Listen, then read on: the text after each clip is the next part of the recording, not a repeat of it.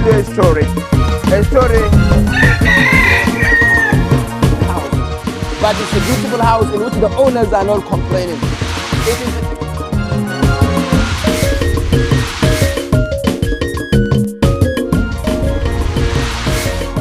my partner is failing me, but I'm sure I am with the experts, so we can make it. Let's go.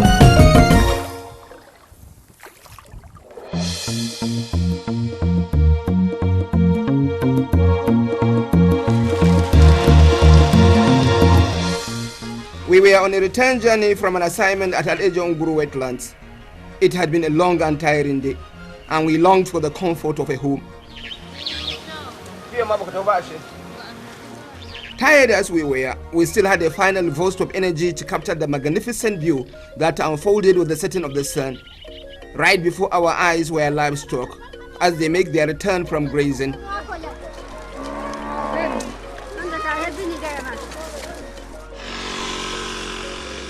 Heading them home were young boys and girls at peace with their world. All around were pictures of unique houses, neighborhoods distant yet close to one another, and expectant families waiting the arrival of their children and herds. The memory will linger, but there was more waiting for us in Hanstu when the day finally broke.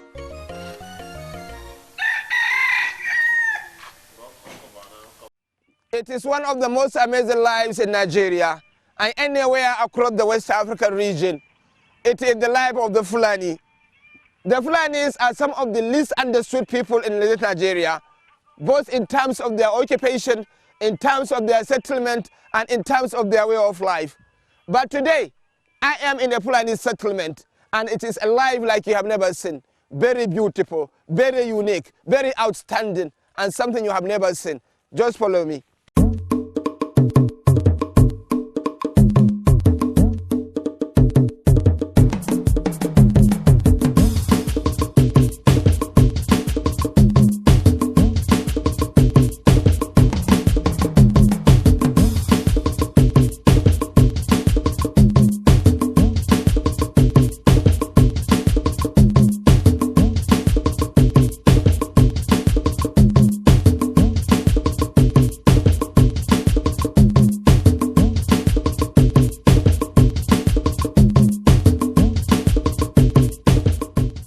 Welcome to Hanstu, a mega local government area of Jigawa State.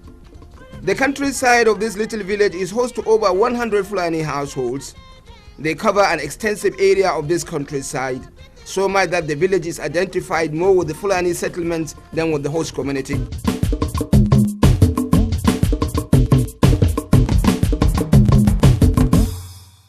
It beat the imagination why the pastoral Fulanis choose this particular area for their seasonal settlements. For one, the area is given to massive flooding. Fodder and water points are in short supply, and in terms of proximity, it is uncomfortably close to the main road and to townships. In the normal understanding of traditional pastoral Fulani settlement, this is everything but normal. But then there are peculiarities too. The perspective is vast and very beautiful. In this side of Miga local government, there are over 20 Fulani settlements in this area. You just can look at it. And within the limits of all your vision, you can find that these are Fulani settlements. Now, the most beautiful aspect of this is that this is their township, their country. And this is where they have their mall.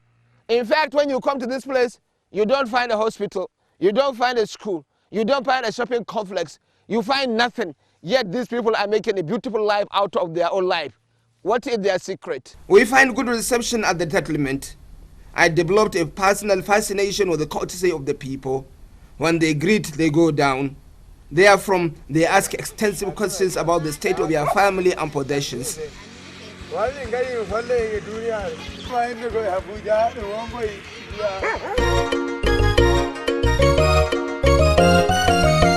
The community leader, Ardu, a fine gentleman, took personal responsibility to take us around part of the settlements.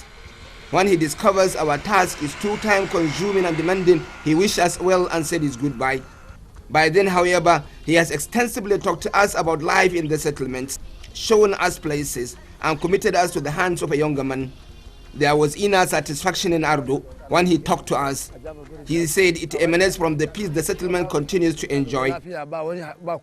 We live in peace and harmony. The admission of peace in this vast open environment is pleasing to hear. The Ardo estimate that there are about 100 households settled across over 10 kilometers of the area. Collectively, they have over 2 million stocks of livestock and cattle, camels, sheep, goats, donkeys, horses and dogs. We were early enough to this unique environment to capture the people at their early morning shows. Their activities tell stories of families at peace with themselves who elevated humility to a high art. Livestock apart, the environment is austere. It has no prized worldly possessions.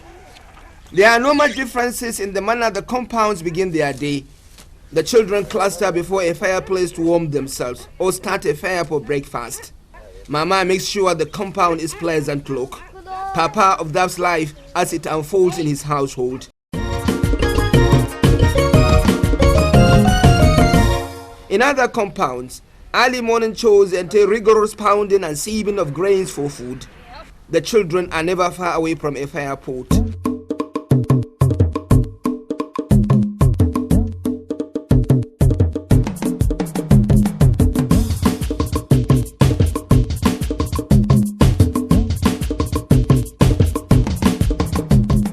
Going out for grazing begins at 10. Before then, milking the cow takes place. It is always a sin when milking cows. The young of the cow never comes to term with the exercise. The milkers have to take him on first before they could access his mother.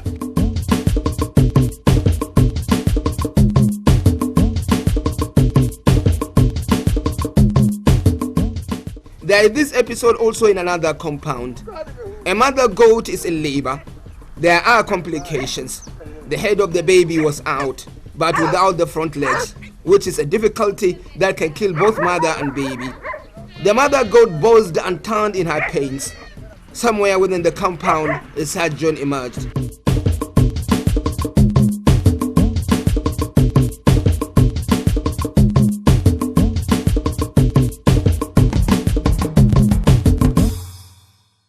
The absence of veterinary extension services is a factor this community had labors, despite the density of their livestock. Local skills were developed though, like in this intervention, but it is far from adequate.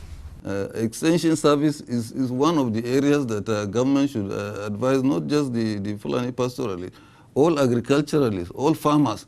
The most important thing they need is a proper market for their own product. And in order to attain that market objective, those market objectives, they need to be able to produce using modern techniques, and the extension service is what gives them that knowledge, the understanding of how it should be done.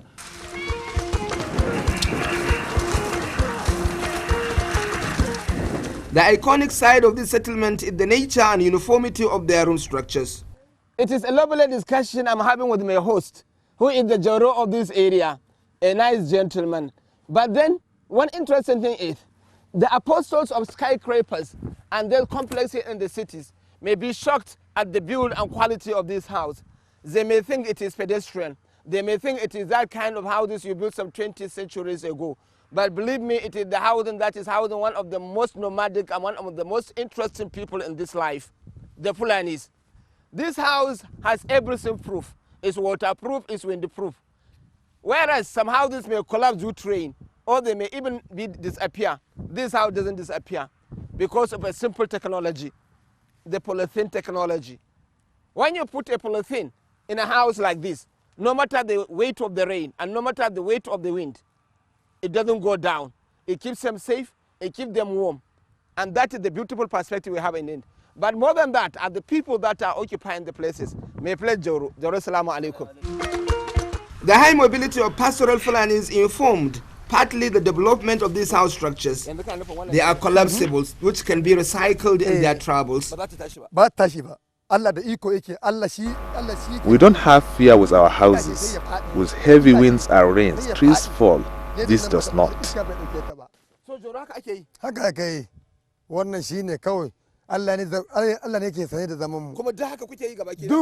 Migration is an indispensable aspect of Fulani life, always in the move, always looking for where they can have greener pasture, for where they can have peace, where they can have water. Now, this is a typical situation of migration. A family are moving to a specific area to go and look for greener pasture. And when they move, their movement is total. Their wives, their children, their livestock, and everything. Settlers in Hanstu are given to migrations. Their cue is always the onset of rains. It is an epic journey with a flexible destination.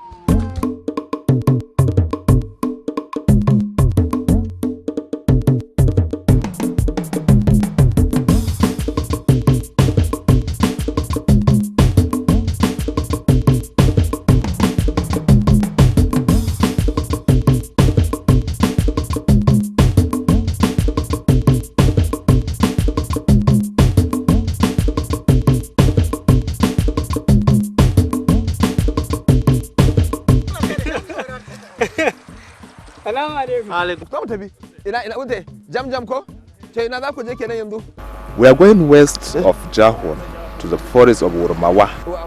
We land the grass is green there. We are coming from a forest in Niger Republic. Okay, me yasa ku taso to? Naga kuma kamar wurin da rani ko ina ana samun abin. Lokaci ne. So can ba hatsi ba da ba abinci ne ko kuma me ya faru? Eh? Ba abinci? To yanzu ina ku je din kuna tsamana akwai abinci kenan sosai?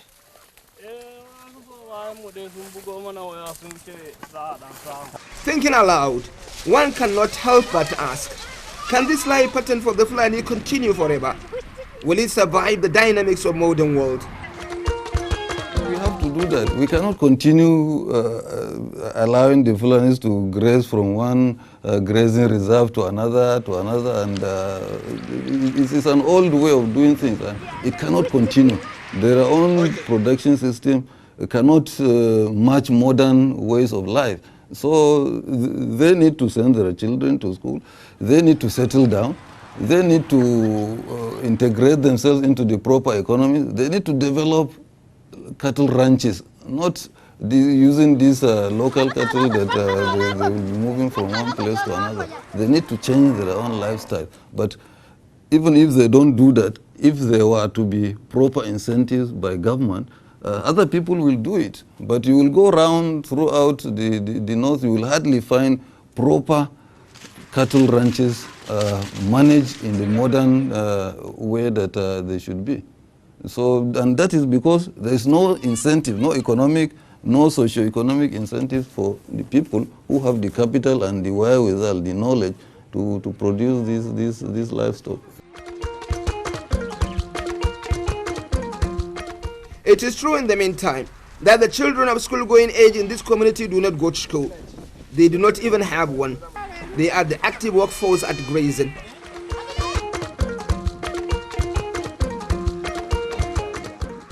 Grazing is the occupational definition of a Fulani herdsman. It defines everything about his life. Now, this is a peculiar grazing area in Hanstu in Miga local government area of Jigawa state. Here can carry as many as 100,000 cows in a day. It is early in the day and the cows are still coming. But then of course, the peculiar nature is grazing that only the young do it. And if you look around me, the people that are doing the grazing mostly are young children who are supposed to be in school, yet not on it. Now, these are some of the peculiar problems with the grazing, if you think it in terms of Western education. We go to schools in the afternoon, but we run schools. Generally, there are expert concerned that the pastoral Fulanis are at the crossroads nationally. Every person that is carefully studying the situation is concerned. You know that the livestock production in this part of the country is now facing a serious threat.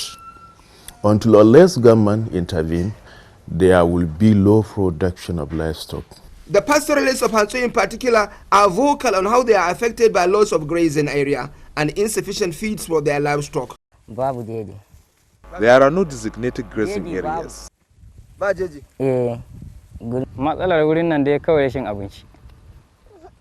We have lost designated grazing areas. It is no longer available. The issue we have here is lack of feeds for our livestock. There are no designated grazing areas. When the rain sets in, the grazing areas are converted to farmlands. Necessarily, we have to migrate, sometimes to as far as Niger Republic. We spend the year there. We are here now. With the rains, we go back. Up until now, people seem to think that this is a Fulani problem without realizing that it affects the greater economy, that the production of meat and milk by the pastoralists is for the whole economy of the country. It's not for their own personal consumption. The people have adopted over the years traditional methods of cattle rearing because of lack of proper incentives on the part of government for them to have a more modern, more acceptable system of cattle rearing or livestock rearing generally. And this has affected not just the pastoralists themselves, but has caused conflict and caused problems in the economy as a whole. Jigawa State is richly endowed with large bodies of streams, rivers and grasslands. Yet, the crisis of fodder and water points often bring farmers and pastoralists into open confrontation. Ongoing state government efforts to recover grazing areas and cattle routes have reduced tension between the two. I believe there are some grazing lands that were being encroached by the farmers. This is a common situation. Godsoka and this government is doing its best to see that such lands that have been encroached by the farmers are retrieved. And currently, there is a board that is actively involved in such exercise, and they are retrieving the lands. They are demarcating the lands so that nobody will encroach such lands. In a situation where there are widespread concern by both the pastoral planners and interest groups in Jigawa State about loss of grazing area and cattle routes, it cannot be said of water points. Hanstu's area has over 10 water points for livestock, which do not dry all year round. The government also performed a little gesture for the settlers of Hanstu, which guaranteed them clean source of drinking water. A borehole was strategically built for this community, and it remains invaluable to their water needs. From all the distances of the settlements, women come on donkey backs and on foot to get water for the family. Somehow, the borehole looks resilient and effective. Spending a day in the settlements, I still wonder, cannot these people, given their assets, enjoy a better life? The people must form a cooperative society. First of all, when the farmers form cooperative society, what the government should do is to make sure that all the lands that were being encroached are retrieved. After retrieving the encroached grazing land, then that grazing land should be refertilized, replanted, fenced, and maintained for such cooperative farmers to benefit from this exercise. When you form these cooperative farmers, you divide them into different products associations, like milk producers, cheese, butter. Some they produce only fattened animals, different classes of the enterprises, so that the government will know they have this cooperative society. This cooperative society is located within local government. There is grazing reserve. These grazing reserves were being rehabilitated, fenced, and demarcated. It is only the cooperative farmers that will take their animals to that area for grazing. By the time I wanted to leave Hanstu, I had mustered enough goodwill with the people. They invited me to a naming ceremony in a distant neighborhood. We trekked down. In Hausala, naming ceremonies are usually in the morning. For the Fulani, it is in the evening, late evening. So here I have some ardos. We are going there with them. So I'll bring you the details of what is going to happen there.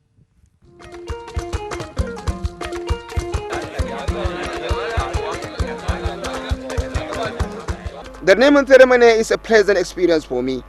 It rekindled that period in the village growing up, when there was deep feeling of communality. From all directions, people appear from the bush path to be part of the ceremony. The goodwill was mutual and very sincere.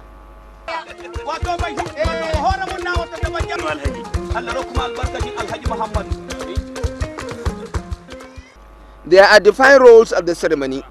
The men gather under a tree to go through the ritual of the naming. Kola nuts are shared.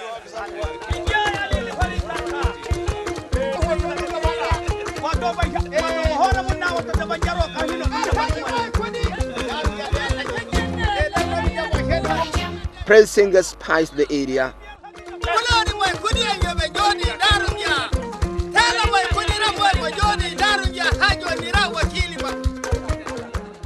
Even as long-lost friends reunite.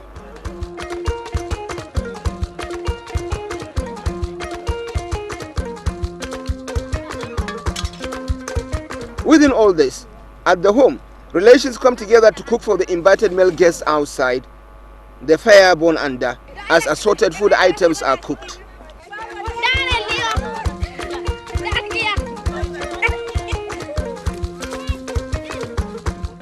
It is a feature of this kind of get-together that artisans come to find market. A traditional barber is here shaving clean the father of the child, even as prayers are offered for the blessing of the newborn baby.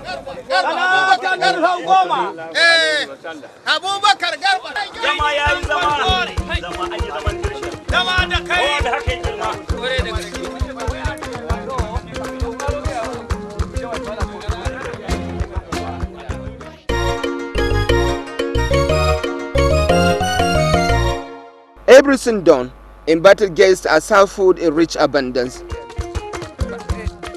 The naming ceremony here is getting complete. You can see what I have as a prize. A whole calabash of fra and food. So help me as I enjoy it. My belly full and lots of cola nuts in my pockets. I was cautious not to overstay my welcome.